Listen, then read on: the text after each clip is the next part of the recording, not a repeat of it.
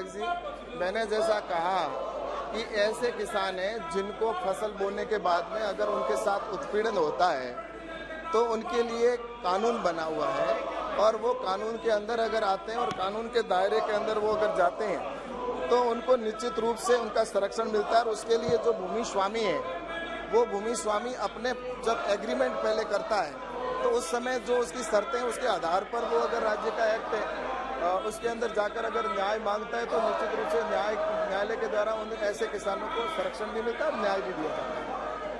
संजय जायसवाल जी। बहुत बहुत धन्यवाद अध्यक्ष जी।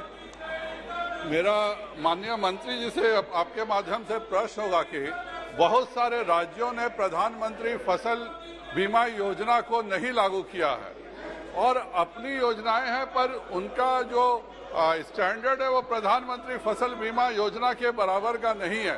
तो क्या सरकार इस बात पर विचार कर रही है कि सभी राज्य के कृषि मंत्रियों को बुला करके यहाँ बैठक करके प्रधानमंत्री फसल बीमा हर राज्य में लागू हो, इसके बारे में क्या कोई विचार सरकार कर रही है?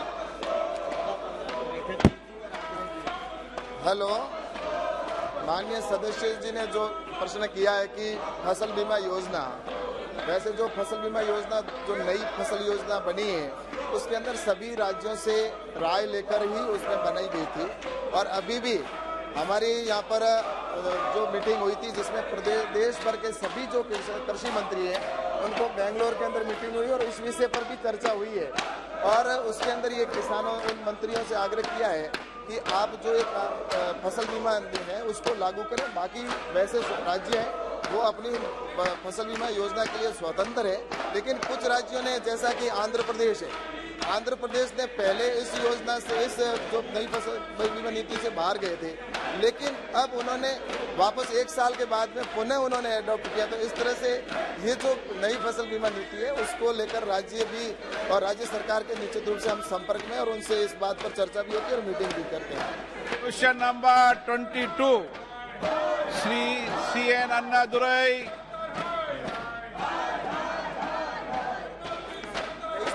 माननीय मंत्री ji Shri Gajanan Kirtikar ji. Okay, Shri Gajanan Kirtikar ji, Shri SS Pallikam ji, please ask question. No, Shri Malook Nagar जी।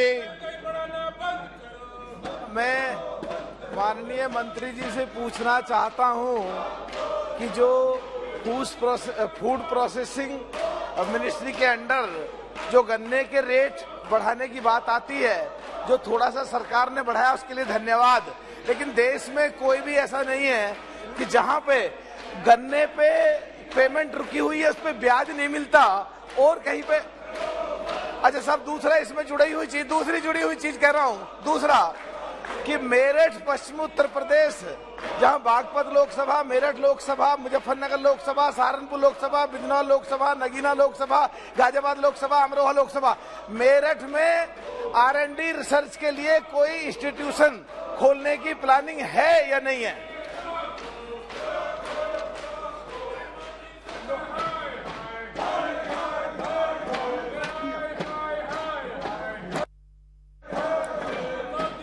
माननीय मंत्री जी जवाब जरूर देगा जी। इस पर भविष्य में विचार किया जाएगा। ओके, श्रीमती चिंता अनुराधा। Thank you, sir.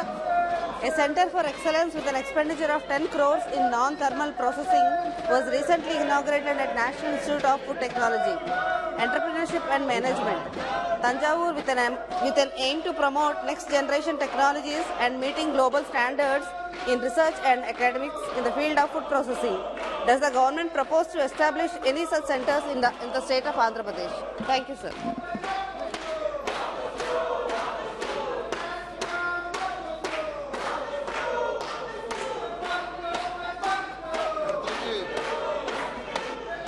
आवाज सर सुनाई नहीं पड़ रहा, आवाज सुनाई नहीं पड़ रहा। मुझे सुनाई में पड़ रहा है।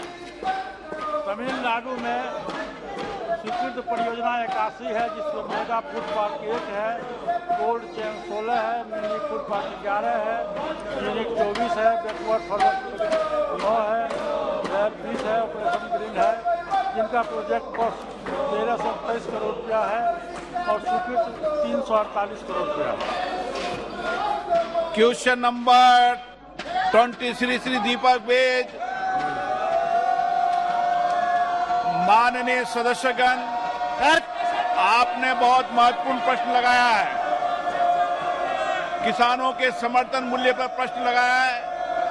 आप सदन में प्रश्न नहीं करना चाहते, तख्तियां लेकर आ रहे हैं। ये दादा नियमों की किताब लेकर खड़े हैं और नियमों की किताब आपने पढ़ रखी है।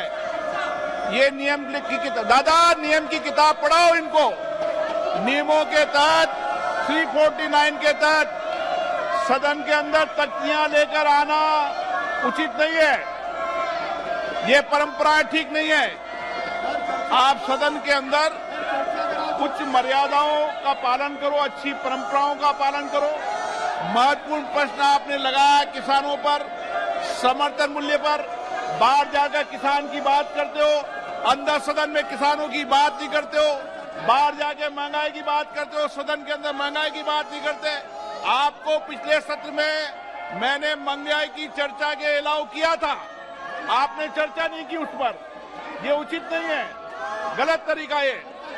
नो, आप सदन में चर्चा नहीं करना चाहते। मैं हर विषय पर, हर मुद्दे पर आपको चर्चा करने का पर्याप्त समय, पर्याप्त अवसर देता हूं। सभा की कार्रवाई आज दोपहर 2 बजे तक के लिए स्थगित की जाती है।